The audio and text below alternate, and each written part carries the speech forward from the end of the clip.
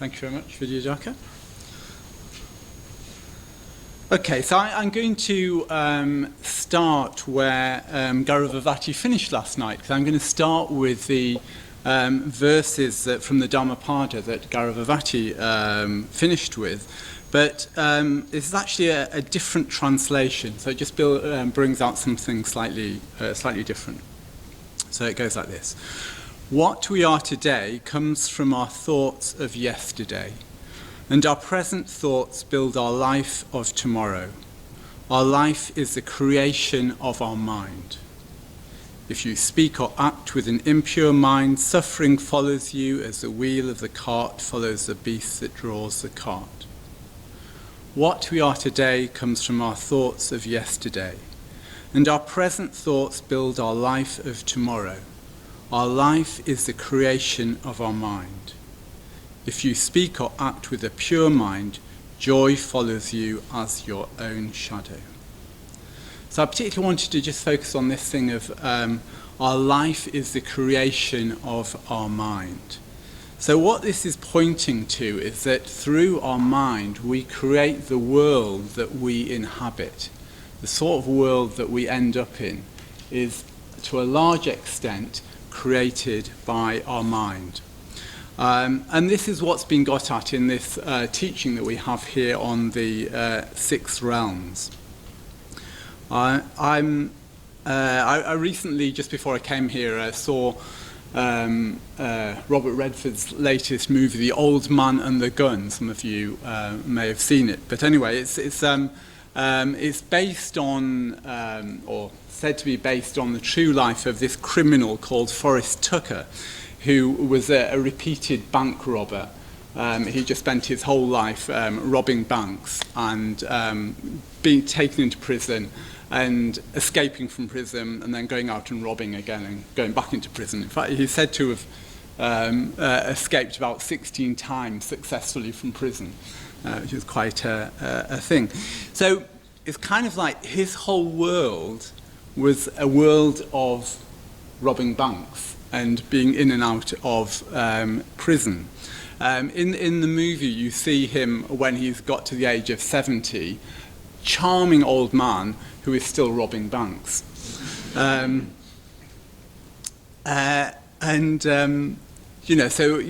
Guess what? All his friends were, bank robbers. But in the movie, he meets a good woman who's called Jewel, interestingly. So she's called Jewel. Initially he goes, so they start falling in love with each other because he's terribly charming. He takes her to a jewellery shop and purportedly to buy her a beautiful bracelet, and then he tries to steal it, but she actually gets him to go back into the shop and actually pay for it. So you think, oh, maybe he's going to change his ways here, and he gets caught, because the coppers are looking for him. He gets caught and goes to prison, and she goes to visit him in prison, and he's all set to do another escape from prison, and she says, no, stay in prison, do your time. And so he does stay in prison and does his time, and you think, oh yeah, he's really turning a leaf here. And he comes out, she waits for him, he comes out of prison, and they get together, and then they're having a nice time together, and she's just having a little afternoon nap, and he says, I'm just going to pop out for a moment. Won't be long. And he goes off and robs 4 more banks. So to me, what it pointed out is just how difficult to change. That was the moral that I took from the story. It's like he was in this world of, bank robbery, and even meeting, a good woman, meeting a jewel, he still wasn't able to change, unfortunately. So the underlying principle behind this idea of realms in the 6 realms is the principle of karma. the principle that actions have consequences, in particular actions that are motivated by ill will, by confusion, create adverse consequences, and actions that are motivated by generosity, by clarity, by love, create beneficial consequences. And the thing about so that's the underlying principle, but the thing that the realms is pointing to is that often our actions become habitual. So we get into a sort of groove, not in the sense of that sort of groove, but in the usual sense of the word, the traditional sense of the word groove, like a channel in terms of our actions. So much so that we don't really notice that that's what we're doing, that we're doing these habitual actions. And then even when the actions are causing us pain, because we're kind of used to them, they're sort of comfortable in a particular way. And it's sort of, we resist change in a way. We just get used to inhabiting a particular set of mental states, a particular way of acting, and then that becomes our world. So we tend to attract to us people who've got similar sort of ideas or values. So Forrest Tucker keeps attracting robbers around him, not surprisingly. Doesn't notice in a way that it's having adverse consequences. So in his case, like in the movie it shows his daughter won't have anything to do with him because he's such a bad one. You just stay in this groove. And sometimes you can get this, if you're sort of unfamiliar with pleasant meditative states, it can sometimes be a bit uncomfortable having a pleasant meditative state, and almost like your mind comes in to distract you so that you won't have to deal with this unfamiliar mental state. There's a poem that I really like that sort of, in a way, to me, illustrates this thing of if we get taken out of the realm that we're used to, it can be really uncomfortable. So the poem is by Alistair Reid, and it's a Scottish poem, so I thought I'd ask Subhadra Mati to read it as a native Scot. So Subhadra Mati. Okay. It was a day peculiar to this piece of the planet, when larks rose on long thin strings of singing, and the air shifted with the shimmer of actual angels. Greenness entered the body, the grasses shivered with presences, and sunlight stayed like a halo on hair and heather and hills.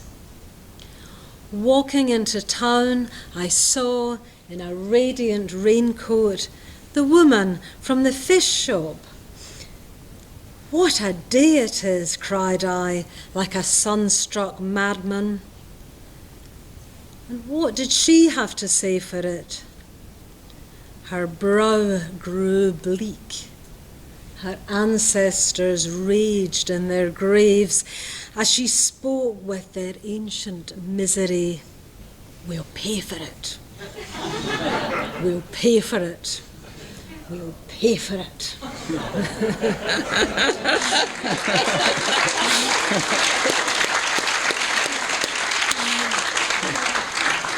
So you can see, it has to be done in the Scottish accent, really, doesn't it? But I just think it just illustrates it so wonderfully. Just for those of you who are not familiar with Scotland, it tends to rain there. So, this is, so just that thing of, you get taken out of your comfort zone, even if it's a painful comfort zone, and you don't want it. You don't want it. So this is what realms are like. So I'm going to talk about, these 6 realms. So I'm just, first of all, indicate where they are on your picture. So it's this circle that's broken into 6 segments. And I'll just tell you the names of them, and then I'll go through them in more detail. So the one at the top is the God Realm. The one next to it going anti-clockwise is the Human Realm. And then the next one is the Animal Realm. Then at the bottom you've got the Hell Realm. Then you've got the Hungry Ghost or Praetor Realm. And then you've got the Titans or Asura's Realm. And then we're back to the God Realm. So those are the 6 realms. For no particular reason, I'm going to start with the Animal Realm. So you can recognise that because it's got animals in it.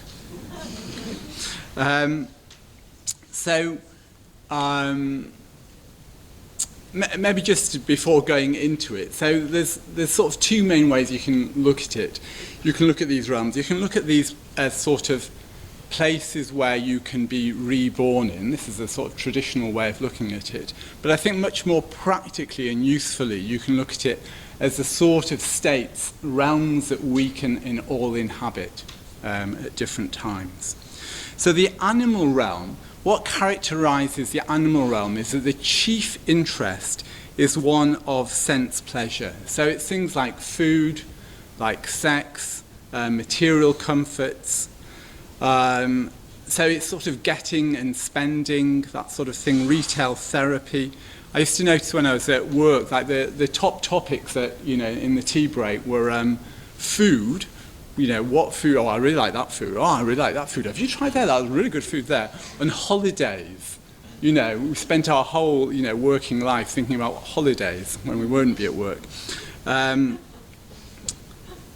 then there's another little thing that is sort of noticed with this thing that sort of relates to that sort of thing is, I don't know if you've ever had the phenomenon of being pleased when something breaks, because, yes, now I can get a new one. And a better one.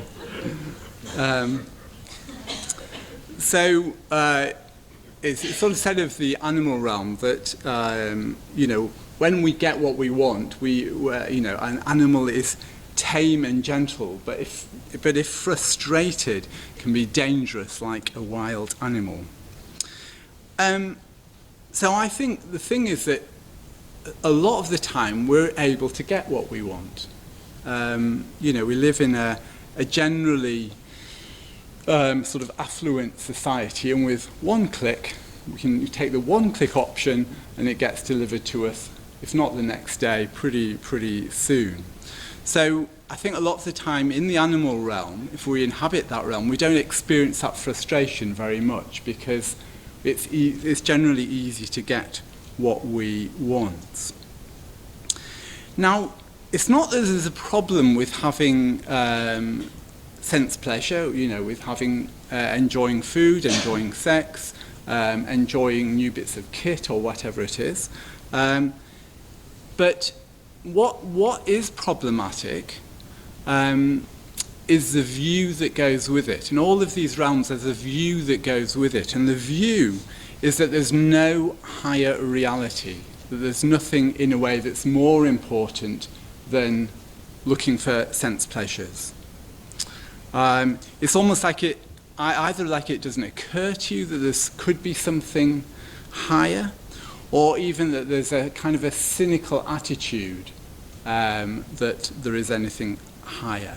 And I think even though we might not very consciously espouse that, I think it can, because we live in a society where there's a strong sort of materialist, nihilistic sort of background, it's kind of in the air, it can very easily come in and sort of infect us and sort of lead us into inhabiting the animal realm. So even if it's not, where we sort of normally live, it's easy to get sort of pulled towards that and just get drawn into, basically just have pleasure and that's it. That's the best thing to do. So that's the animal realm.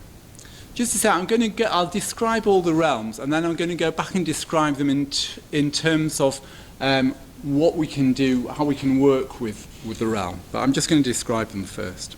So the next realm I'm going to jump across to is the hungry ghost or praetor realm. So this is the realm of neurotic desire. So what I mean by neurotic desire is the expectation that something that you want can give you more than it actually really can give to you. The idea that it can give you more, you think it'll give you more than it really can deliver. So in a way, the difference between the praetor realm and the animal realm is the animal realm is kind of like, you're just like really into pleasure, you think that's the best thing in life, but in a way there's not so much illusions about what it is. It's kind of like, okay, you have food, you enjoy it, that's great, sort of end of story. And now what should I do now? Or maybe sex, whatever it is. What's the next thing on the menu, as it were? Whereas the hungry ghost realm, there's this sort of ghost-like hankering after, trying to get something, but it can't quite deliver. I mean, the sort of little example I think of is, I've noticed this seems to happen particularly in the evening sometimes, is where it's sort of like this, sort of wanting something, and you find yourself wandering over to the fridge and opening the fridge, because surely somewhere in there will be something that will deliver that lasting satisfaction that you're longing for. So, yeah, we try and get more than food or sex or relationships can actually give to us. And in a way, the harder we try, the less rewarding and the more painful it can become. So in the image of the hungry ghosts or praetors, they have like these tiny mouths, because it's like they can't really get anything that's very nourishing in. And if they do manage to get anything in, it either turns into fire or into sort of like knives. So you see there's one with a sort of big belly with sort of knives sticking out of it. And I think sort of, so what this is a sort of image for is this being like on this compulsive treadwheel to try and get satisfaction from things that can't really give you the satisfaction that you want, that you're trying to get from them. And you can certainly see that in a way, it's a sort of the world of addiction, the sort of when we get compulsively caught up in trying to get satisfaction from food or from sex or from a relationship or from drugs or alcohol, from gambling, from the internet, the sort of compulsive checking to our phone to get some kind of hit from that. And because it's got that compulsive quality, it's quite hard to give up and very easy to get enmeshed in it. And the sort of view that goes with that is there's somehow maybe not very conscious view, but a sort of view to something like, if I only had this, if I could only really get this, then I'd be happy. There's somehow that happiness really is to be found in here if I just pursue it in the right way or for long enough or for whatever. So in the hungry ghost realm, our life gets dominated by pursuit in this way of trying to get pleasure, trying to find happiness and things that won't finally deliver in the way that we think it will. Again, sort of most, in a sort of very obvious way, I see this in people with alcohol and drug problems, and it's an area I've worked in. But we can have it to greater or lesser degrees with all sorts of things, as I said, like food and sex and so on. And when we're in this state, it's very easy to ignore the pain. On one level, we might notice that we're not happy and then it's painful. but somehow there's still this hoped for pleasure that we're chasing, that means that we can't really take seriously the pain, or that it's very hard to really take seriously the pain, and therefore to work with in a more creative or constructive way. So that's the hungry ghost realm. So then the Hal Realm. So the Hal Realm is a realm of, as it might suggestive, of one of intense suffering. Now, the point about this is that so it may be, as it were, occasioned by negative things that have happened to us, like illness, like, you know, losing your job, or, you know, sort of things that have happened out you know, sort of externally to you, or as it were. But what makes it the Hell Realm is not that unpleasant things have happened to you, but it's our reaction to it that makes it a Hell Realm. So the principal thing in the Hell Realm is that when something unpleasant happens, we meet it with aversion. We meet it with a pushing it away. And in the little picture at the bottom, you'll see there's a big demon in the and he's holding this round thing, and this is the demon of death, who's holding the mirror of karma. So what it's doing is he's showing you yourself. So when something painful happens and you react to that with aversion, you try and push it away, it's like the demon of death is showing you doing that. And because you try and push it away, it creates more suffering. So in a way we can distinguish between pain and suffering. So pain is something in a way that happens to us that's unpleasant, but then our reaction, if it's a reactive mind, can create suffering. And the view that sort of goes with it is basically you sort of want to just take it away. I mean, it's completely understandable. It's like, you know, take this horrible thing away from me. It creates a sort of like a saying no to the world.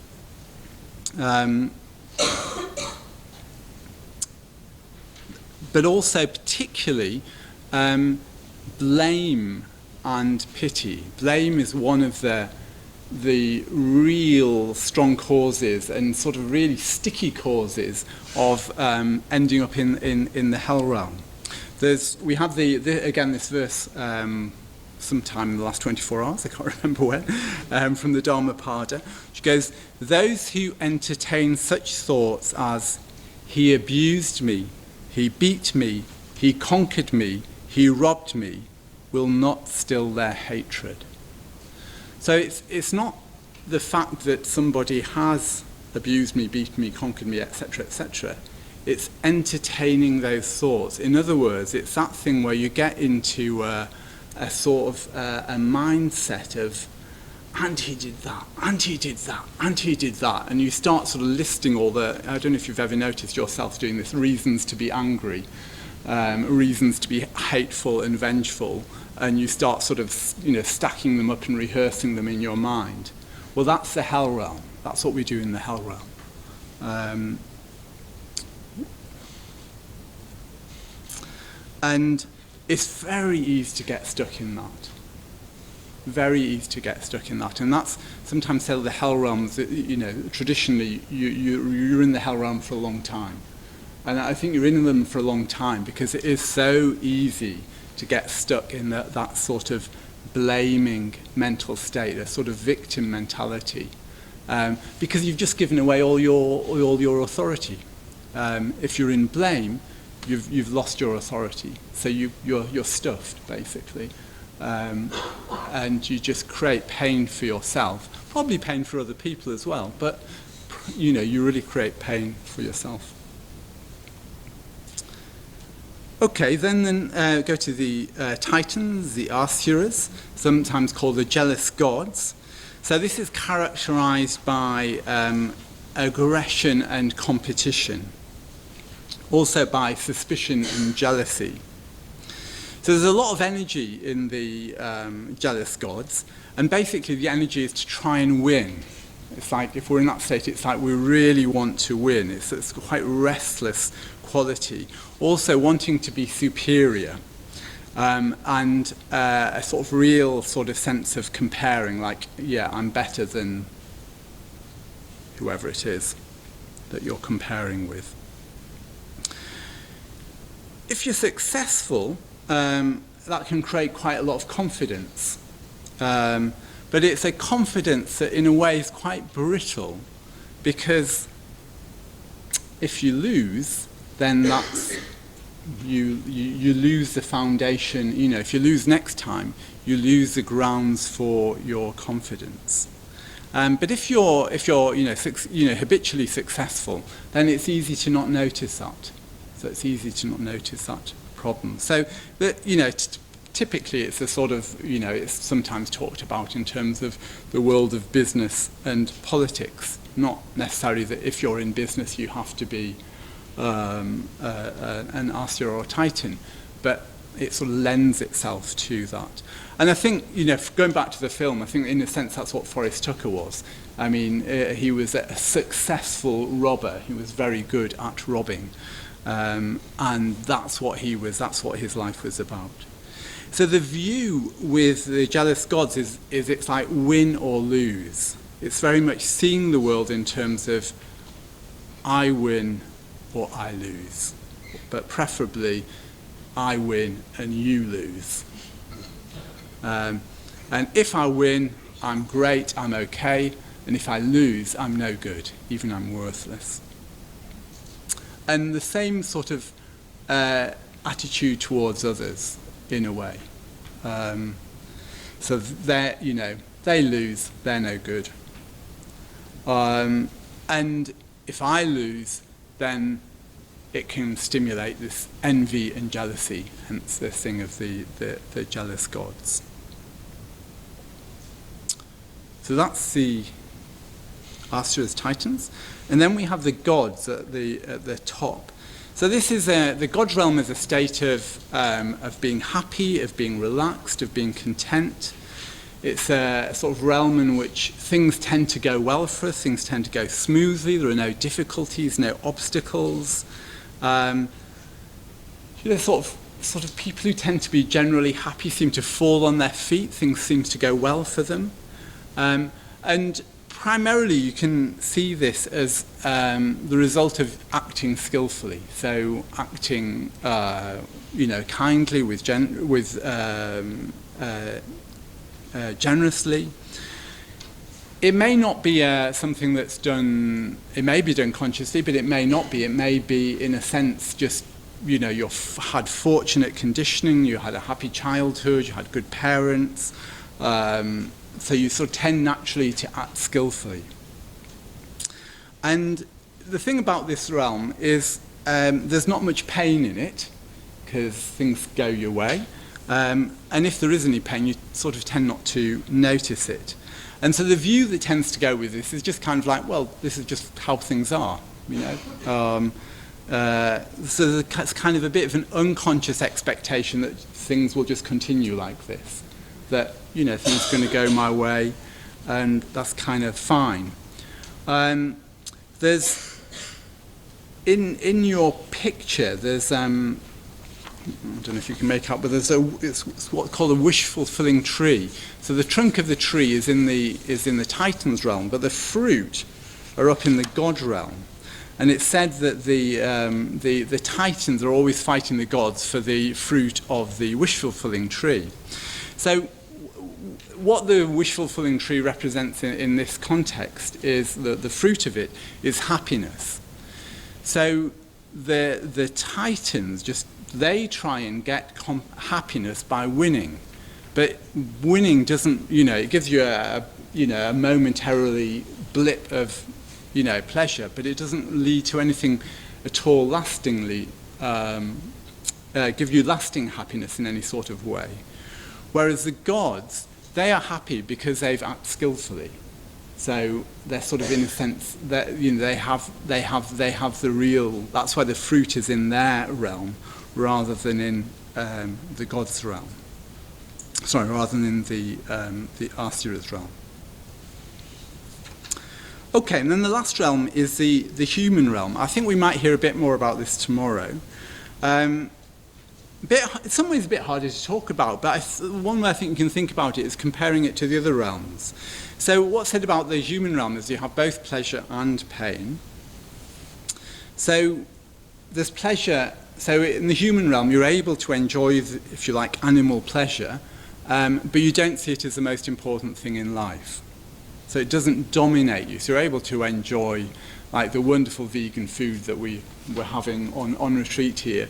But, you're not spending all sitting in meditation thinking, oh, what's for dinner? And, nudging people out of the way so you can be first to dinner and things like that.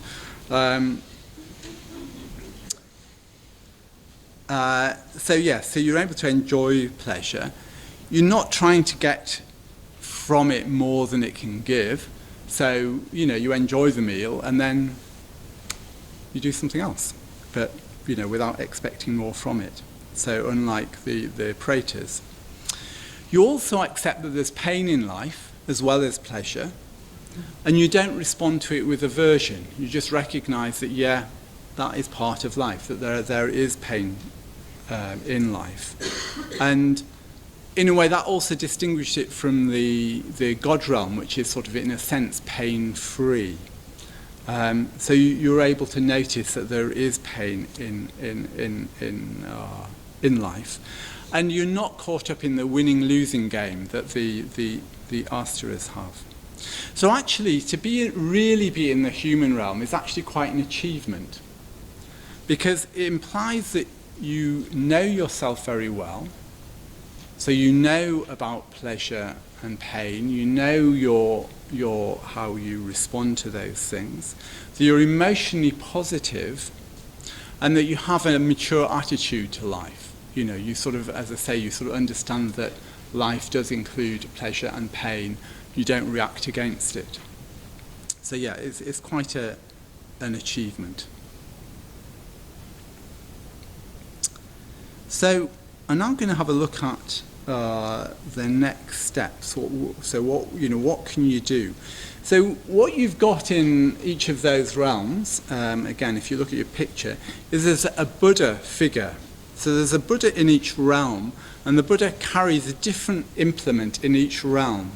And the Buddha is said to be a manifestation of Avalokiteshvara. So Avalokiteshvara is an embodiment of compassion. There's a little statue of Avalokiteshvara on the shrine there. So, in the animal realm, there's a blue Buddha. So the Buddhas are all different colours in the different realms. I don't have time to go into that, but you could maybe reflect on that yourselves.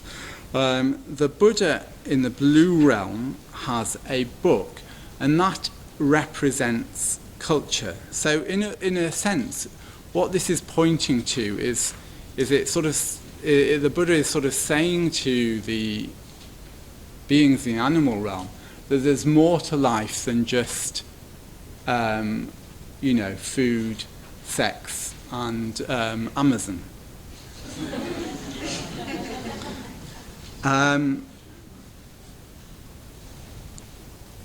And the other thing it's pointing to is that it can be quite difficult to go straight from, a predominant interest in sense pleasure like that, straight into the spiritual life. Because once we start meditating, we're actually trying to work with quite subtle mental states. If you've ever found the mindfulness of breathing boring, that just means your mind isn't subtle enough. If your mind was subtle, you would never find the breath boring. So if you ever find it boring, that's all it means.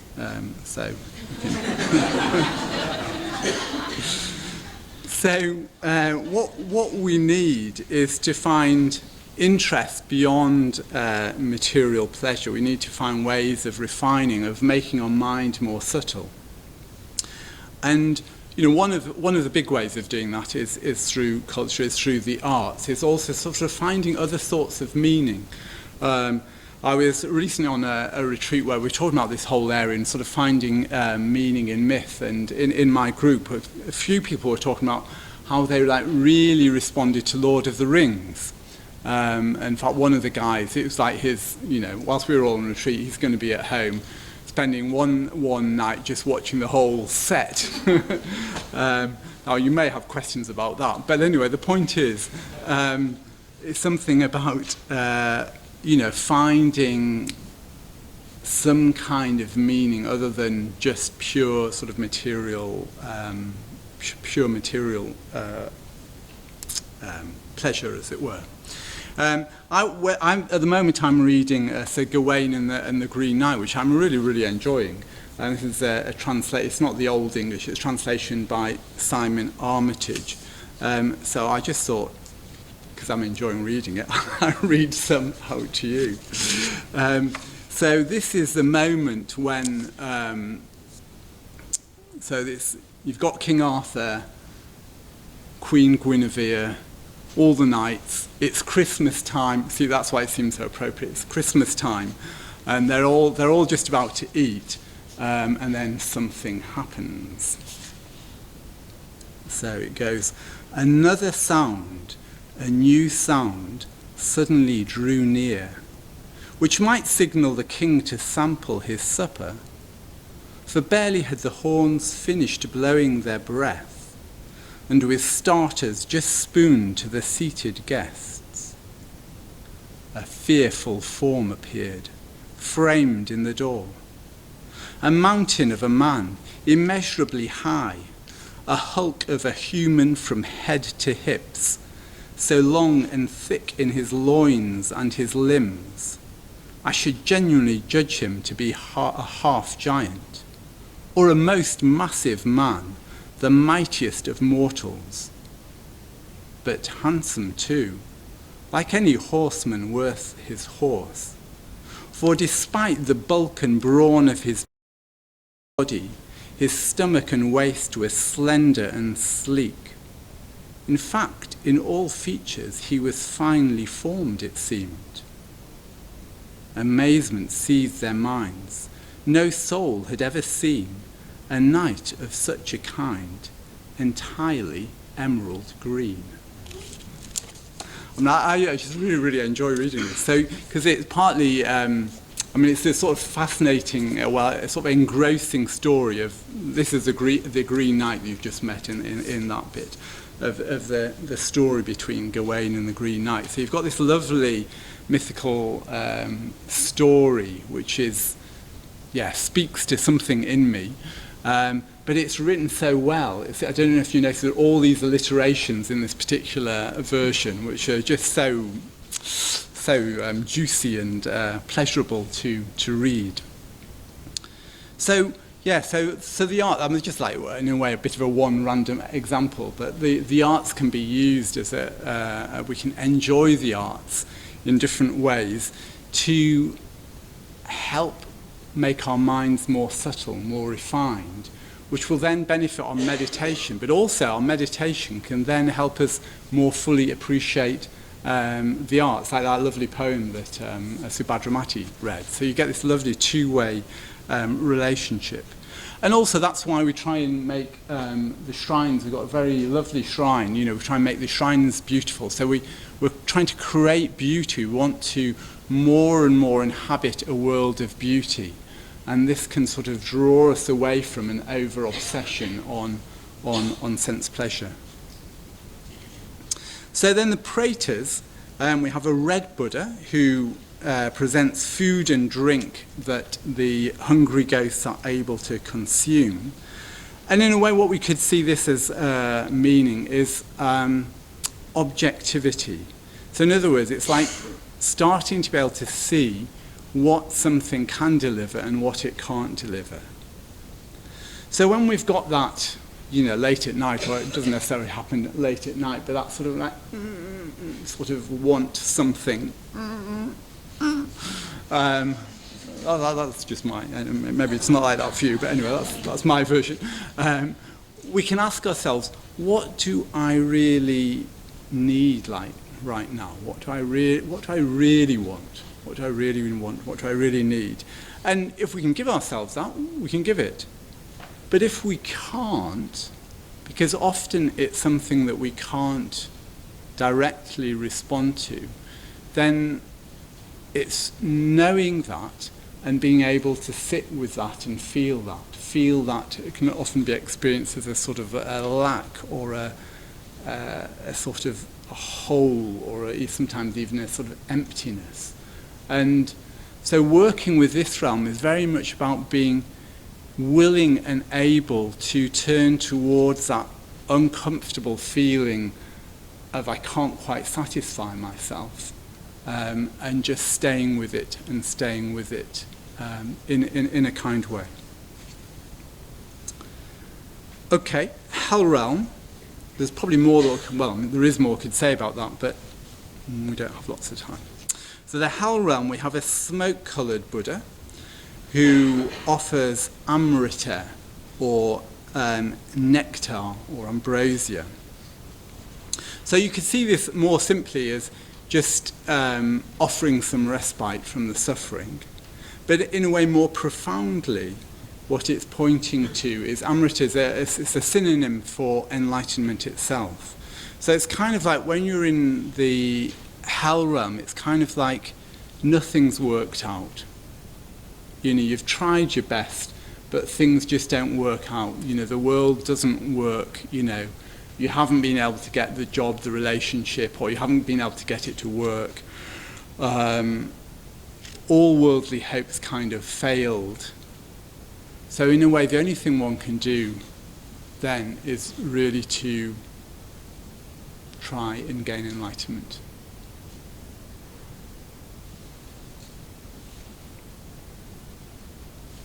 Okay, the Asura realm, we have a green Buddha, and this Buddha holds a flaming sword of wisdom.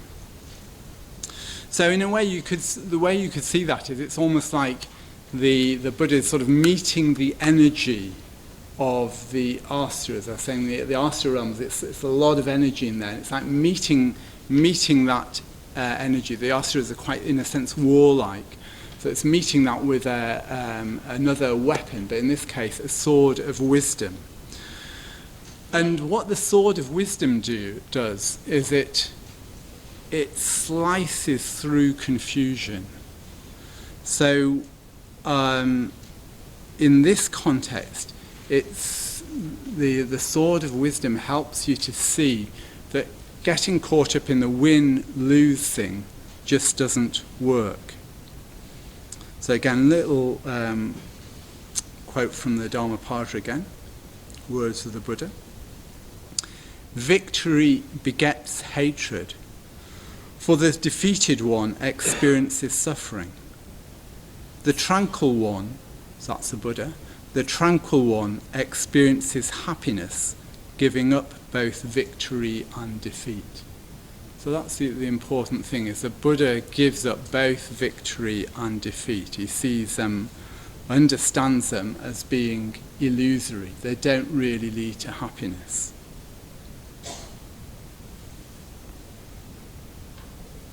Okay, then the God realm.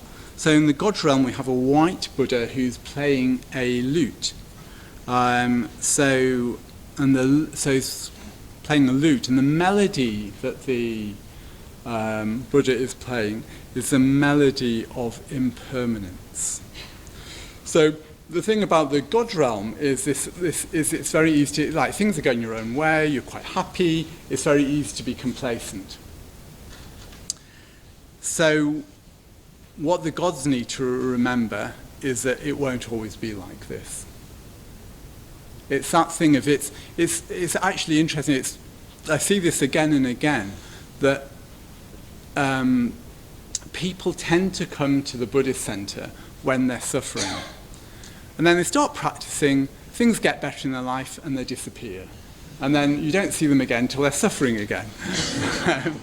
It's quite common, actually. So it's like we need to remember when things are going well that it won't always be like that. Yeah, enjoy it whilst it's, for sure, enjoy it whilst things are going well. But remember, all things change. Things are impermanent. And it's said that it's played on a lute, a melody of impermanence. So the God realm is also the realm of higher meditative states, sort of, or refined ascetic experience. So the Buddha, in this case, is meeting the gods with an ascetic experience, in this case, a beautiful melody of impermanence. So again, it's sort of finding something that will speak to you in that particular place that you're in. And that's, again, why you've got these different implements or things. And then finally, the human realm, we have a saffron Buddha who has a begging bowl and a staff. So it's in effect a monk. So it's, in a way, what's being symbolized here is a spiritual life.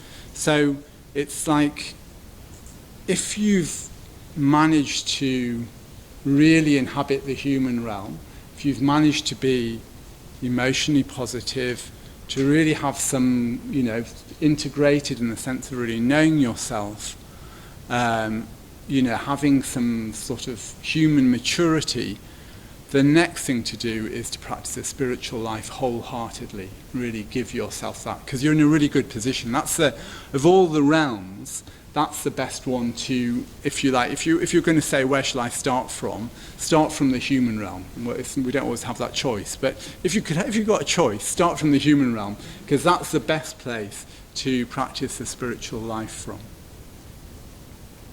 So all these next steps I've been referred to from the Buddhas, the different coloured Buddhas, which, as I was saying, they're all a manifestation of Avalokiteshvara. So they're all a manifestation of compassion. So what we could say is that, in a way, whatever realm we're in, the thing that we most strongly need is compassion. So we need compassion for our suffering when we're, in the hungry ghost or the Hal Realm. We need compassion for our kind of blindness that we have if we're in the God realm, our sort of complacency. We need compassion for us if we're in the animal realm and caught up in just trying to get sense pleasure. We need compassion if we are in the Titans realm, where we're caught up in the win-lose sort of thing. So however we, apply these sort of next steps or antidotes or tools, they need to be done with compassion. They need to be done with kindness. So it's not a, get a grip sort of approach. It's a compassionate approach. And there are different forms of Avalokiteshvara. So the one on the shrine, which is a common one, is a four-armed figure of compassion. So in the right hand, in the upper right hand, Avalokiteshvara holds a mala. So the mala, it said that as he's telling the beads on the mala, he's saving beings.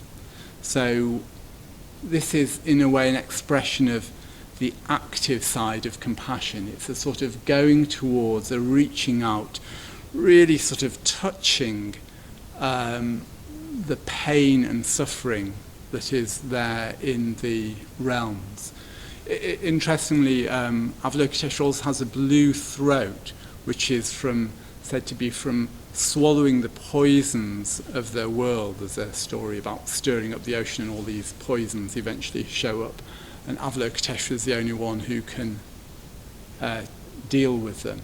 But it's like it touches him, it affects him.